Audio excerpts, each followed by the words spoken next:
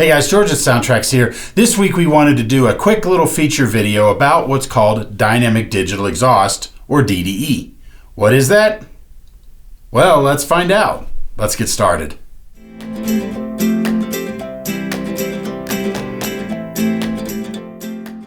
Now, many times you've heard this use the term Dynamic Digital Exhaust. Well, what exactly is that?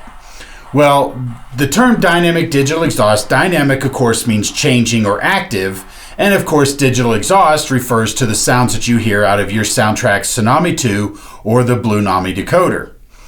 Now, in this particular instance, I'm going to be demonstrating using a Blunami here in front of me. But what Dynamic Digital Exhaust does is the exhaust is dynamically changing based on what the locomotive is doing. So when your locomotive is working harder, say pulling heavier train or working up a grade, it's going to sound dynamically different than it will if it's descending that grade and the cars are pushing the locomotive or locomotives down the hill. So the first question is, what exactly is that and how do we work it? Well, that's why we're going to use the Blunami app. So let's go ahead and get the prime mover started up. We'll go ahead and get it fired up and started. Now, in the decoder, it's got a baseline expected power consumption of the motor. As it works its way through through the speed tables, it expects to use this much power as it works its way through the graph. Now, when the decoder needs more power, say you're running at speed step 25, but the normal expected, and again, I'm making up numbers for illustration purposes here, but let's say you're expecting to be consuming 2.5 amps. That's probably kind of high. Let's go with 0.25 amps with your motor, but you're actually consuming 0.35 or 0.45 amps, so you're much higher than what's expected through the chart. So the decoder sees that, and the Dynamic Digital Exhaust processor will actually then increase the intensity, the tone, and of course in the case of a diesel engine, the notching of that exhaust to simulate the work the locomotive is doing. So to simulate that, I'm going to go ahead and move the locomotive at speed step 5. So we're going to go ahead and press the plus button, 1, 2, 3, 4, 5. So you can see it's starting to move, but it doesn't really have much throat. Now we're going to go ahead and put some resistance on it. I'm just going to gently hold it back. And now you can hear that diesel engine working harder as it's trying to get up the hill, or it's trying to pull the freight cars. And yes, I'm pushing it back as well because all of that puts resistance on the motor. Now when I release, you'll hear it instantly drop back, and it goes back to the way it was when it was running light, which of course means it doesn't require much power to move a light locomotive around the tracks. So we'll bring it to a stop. Now, of course, the question is, how do I calibrate this? Well, in the decoder, you actually have a couple of CVs, CV 2.503 and 2.504, which based on a value, tell the decoder what to expect at any given speed step throughout the range. So to calibrate this, you'll calibrate CV 2.503. You'll start moving your locomotive at speed step 1 like I'm doing right now. And while the locomotive is moving at speed step 1, it will actually go in and calibrate and set 2.503 to a specific value that corresponds to the power consumption it measured. Now the next step you'll do when you're running at what typically your nominal speed is, speed step 25, 30, 35, 40, you'll calibrate CB 2.504 this same way. So we're going to go ahead and run our locomotive up.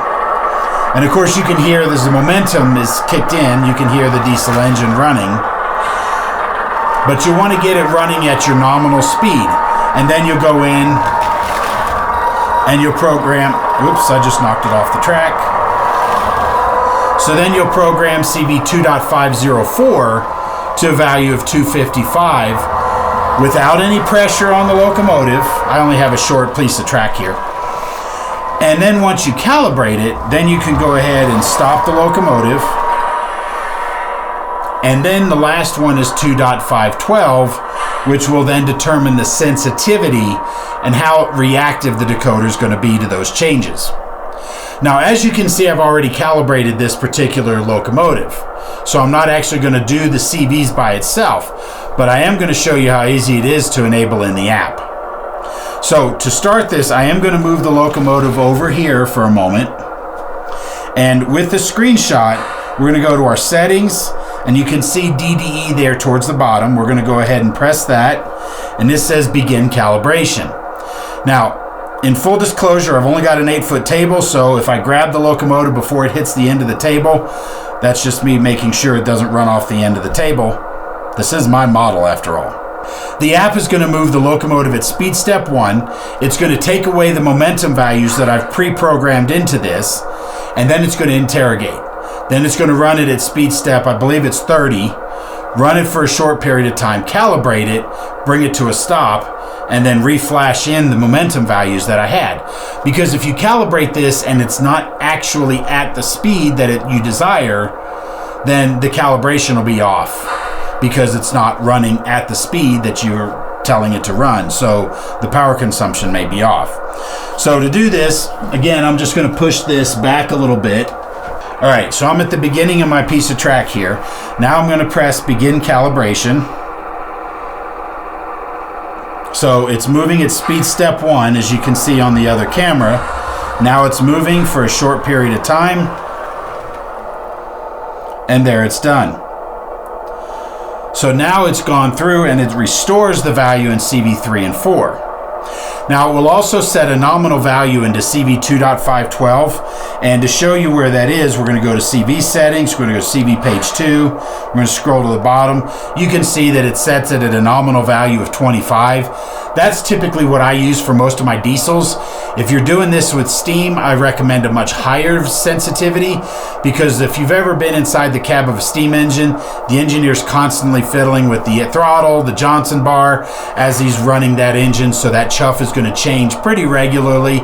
So a higher sensitivity will lead to much more dynamic changes. But a low sensitivity in your diesels will help ensure that when your diesels run together and they're pulling that heavy freight, they work up and down pretty evenly together. But you can see we've got our values in here. 2.503 got set to 42 and 504 got set to 140. So again, speed step 5, 1, 2, 3, 4, 5. And then we'll put some pressure on it. And now you can hear that locomotive notching up as it's working harder against my hand. And then of course we release, you'll hear that prime mover back off again. So this is one of the really great features that's built into our Tsunami 2 and our Blunami product line. So if you've purchased an Athearn with a Tsunami 2 in it, or any of the other brands out there with Tsunami 2 or Blunami, guess what? Congratulations, you've already got this feature. So that's it for today. I just wanted to review this feature to show you what it is and give you the enticement to go out there and experiment and play with it. You can always disable it back to 0 if you don't like it, but the good news is that you can get a pretty good reaction, and it's really fun now not having to push the throttle up, throttle down button while you're running. You can just let your train run and run around the layout. So guys, that's it. Thanks for watching. We appreciate your tuning in. If you like this type of video, give us a thumbs up down below, and be sure to subscribe to our channel so that way you can be apprised of any new information or any new videos we post here on our YouTube channel. Thanks for watching. We'll see you guys next time.